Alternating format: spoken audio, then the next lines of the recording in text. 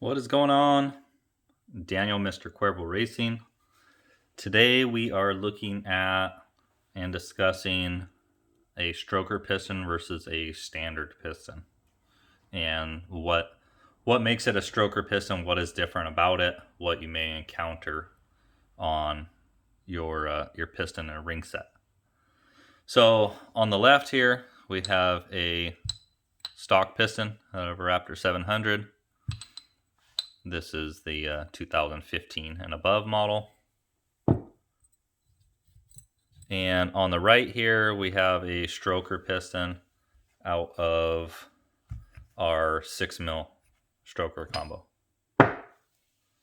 Both of these pistons are dish pistons and low compression for their application.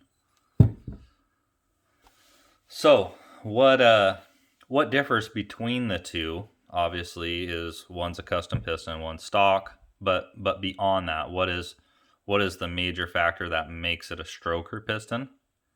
And that is the placement of the wrist pin bore due to the height of the top of the piston.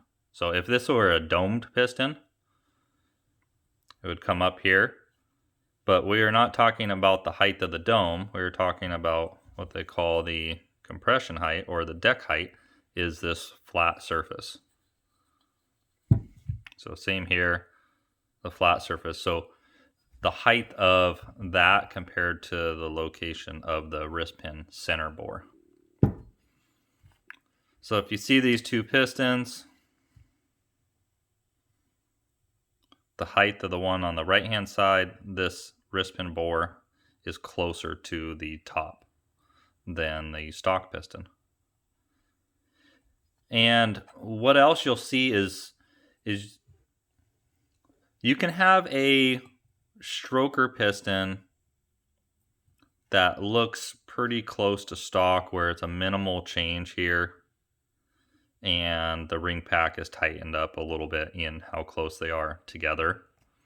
Or some pistons even get rid of this second ring, so you have a top and then you have an oil ring but no second compression ring. So in the stroker piston on the right, what is changed is the wrist pin goes right through the area where the oil ring is.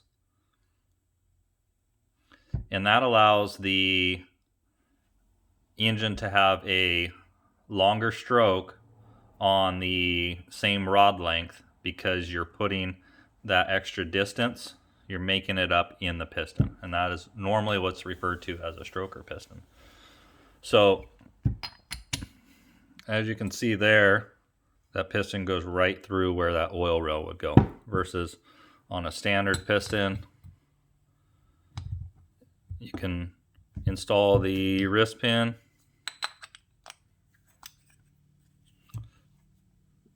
with no clearance issue with the oil ring. So now that you have a big gap in your piston where your oil ring is supposed to go, what we need to do, and what you'll wonder sometimes, you'll get a regular ring pack. You have your top ring and your second ring there, and your oil rails and expander. But then the piston will come with another ring, and this ring doesn't have a gap in it. It is split, but it pulls toward the center instead of pushing out. And it also has a dimple in it. So what we do with this ring, and I'll show you the installation on that. That ring is called the oil support rail, and it makes up for this being open. So once you put your piston on the rod, put your clips in, the next thing that's going to go on is your oil support rail.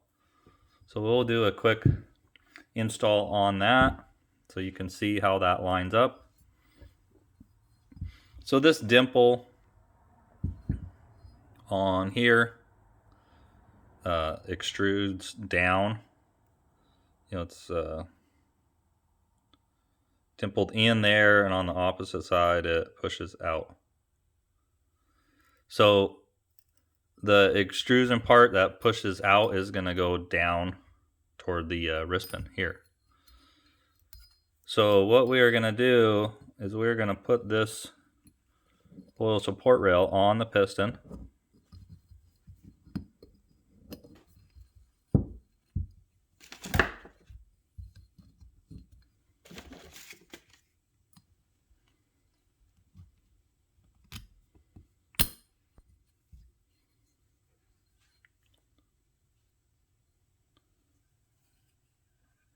See if we can get some focus there, like that. See where that dimple's at? We can push it down to the bottom. So this would be on the rod, on the engine already.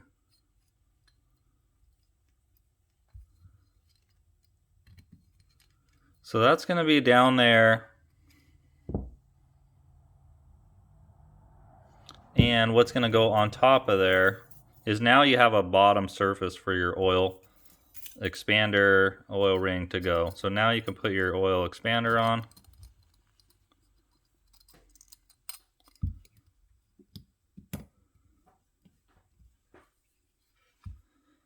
Like so. And then your ring pack goes on in a normal fashion. So that is the major difference between a stroker piston and a standard piston. What else change in what you'll do as a customer putting it together?